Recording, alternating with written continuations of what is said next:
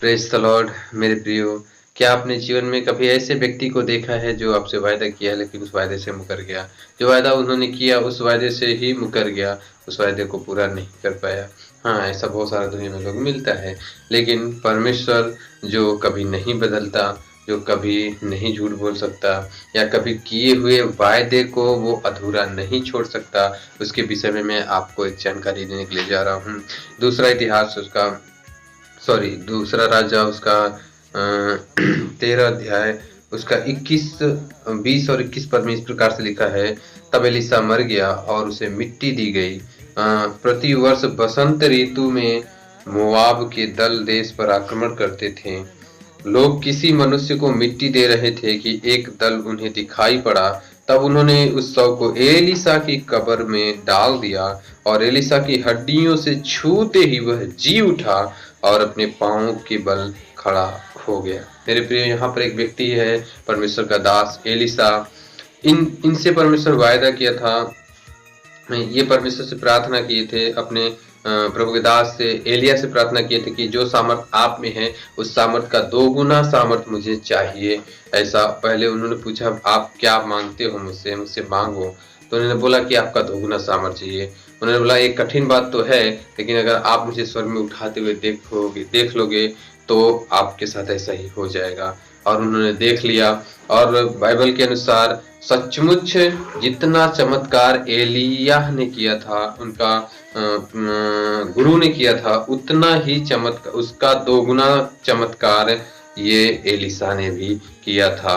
सिर्फ एक ऐसा चमत्कार था जो वो सिर्फ एक ही कर पाए थे। एलिय्याह ने एक मुर्दे को जिलाया था, मरे हुए मुर्दे को, लेकिन एलीशा भी सिर्फ एक ही मुर्दे को जिला पाए। आप ध्यान से सुनना, उनका गुरु ने एक मुर्दा को जिलाया था, लेकिन ये भी एक ही मुर्दे को जिलाए थे। उसके बाद इनकी मृत्यु हो गई। यानी कि ये 2 मुर्दे को दोगुना सामर्थ मिला था, तो 2 मुर्दों को उनको जिलाना था, लेकिन इन्होंने सिर्फ एक ही मुर्दे को जिला पाया।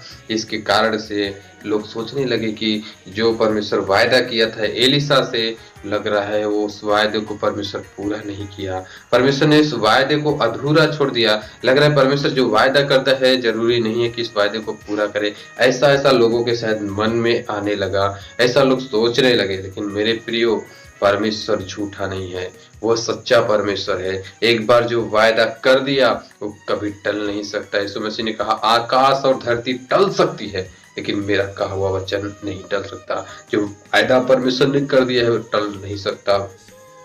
और परमेश्वर का वायदा इब्रानियों की पत्री में पढ़ते हैं, यीशु मसीह आज कल या युगान युग एक सा रहने वाला है, वो कभी बदलता नहीं है।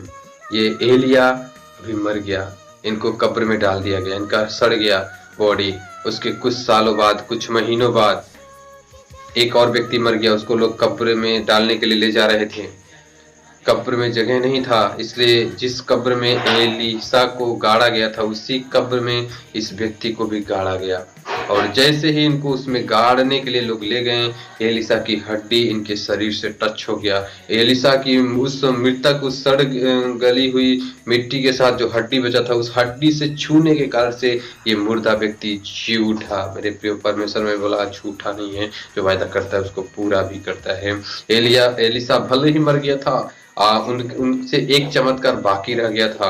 वो चमत्कार परमेश्वर एलीशा की मृत्यु के बाद उनकी हड्डी से करवा दिया। हालेलुया। मेरे प्रियो, क्या आज उस परमेश्वर पे आप विश्वास करते हैं? क्या वो जो वायदा आपसे किया है उसके वायदों पर विश्वास करते हैं?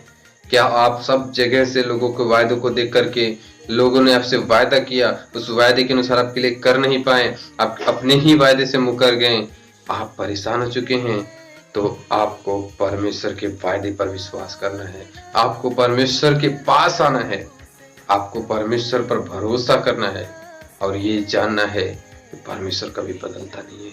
ये परमेश्वर कभी झूठ नहीं बोलता है। ये परमेश्वर जो वायदा किया है वो कभी टल नहीं सकता। उसके नीचे भी अगर हम पढ़ेंगे तो उसमें भी परमेश्वर 23 वचन में 13 के 23 में बोलते हैं, परंतु यहोवा ने उन पर अनुग्रह किया और उन पर दया करके अपनी उस वाचा के कारण जो उसने अब्राहम, इसहाक और याकूब से बांधी थी, उन पर कृपा दृष्टि की और न तो उन्हें नष्ट किया और न अपने सामने से निकाल दिया। ये इसराइलियों के विषय में है।